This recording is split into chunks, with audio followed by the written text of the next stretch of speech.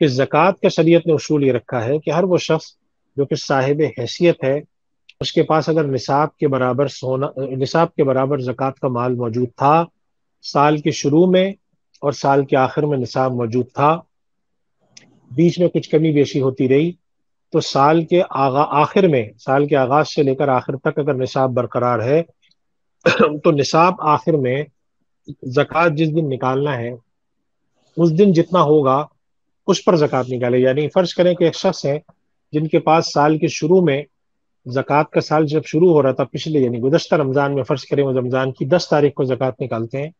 تو 11 رمضان کو ان کا زکوٰۃ کا اگلا سال شروع ہوا. تو پچھلے سال 11 رمضان میں کسی صاحب کے پاس 50 لاکھ روپے تھے، اور اس سال زکوٰۃ کی رمضان کی 10 تاریخ کو ان کے پاس 1 کروڑ روپے ہیں. تو ظاہر سی بات ہے کہ یہ جو اضافی 50 لاکھ ہیں، یہ رمضان جب سال شروع ہوا تھا فوراً نہیں آئے ہوں گے، بیچ بیچ میں آئے ہوں گے. کچھ ہو سکتا ہے شروع میں 50 لاکھ تھے تو پھر 55 ہوئے، پھر 60 ہوئے، پھر 70 ہوئے. تو سوال یہ پیدا ہوتا ہے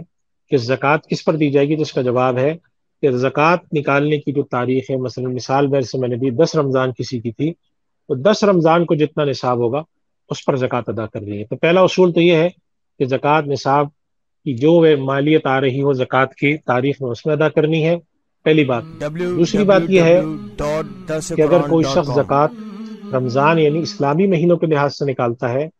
تو پھر تو وہ 2.5% زکوٰۃ نکالے، جو کہ 40واں حصہ بنتا ہے. لیکن اگر کوئی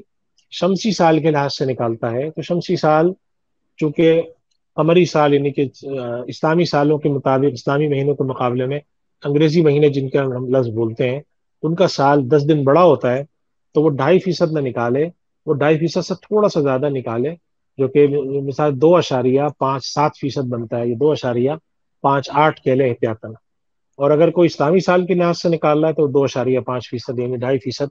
اپنے ٹوٹل مال پہ زکوٰۃ نکالے گا. باقی یہ کہ کسی شخص کی ملکیت میں زیورات ہوں، اس کے پاس کوئی ایسی چیز ہے جس کو بیچنے کی شروع دن سے نیت ہے، نمبر 3 اس کا کوئی کاروبار ہے، نمبر 4 اس کی کوئی انویسٹمنٹ ہے، ان ساری چیزوں کو جمع کر کے ان کی ویلیو نکالیں. اور اگر اس کے اوپر کوئی پیبل ہے، لائبلٹی ہے، تو اس میں سے وہ لائبلٹی مائنس کرے، اس پر زکوٰۃ نکالے. فرض کریں کسی شخص کے پاس 20 لاکھ روپے کیش پڑا ہے، 15 لاکھ روپے کے ان کے پاس زیور ہے، یہ بنے 35 لاکھ. 1 کروڑ روپے کا انہوں نے کہیں پہ انویسٹمنٹ کی ہوئی ہے، تو 35 لاکھ اور 1 کروڑ 35 لاکھ ہوئے. اور 15 لاکھ روپے انہوں نے کسی کو ادھار کے طور پہ دیے ہوئے تھے جو ملنے والے ہیں، تو یہ 1.5 کروڑ روپے بن گئے ان کے پاس.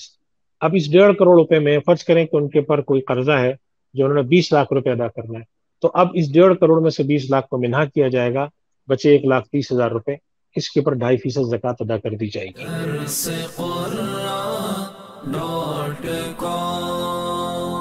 www.dasquran.com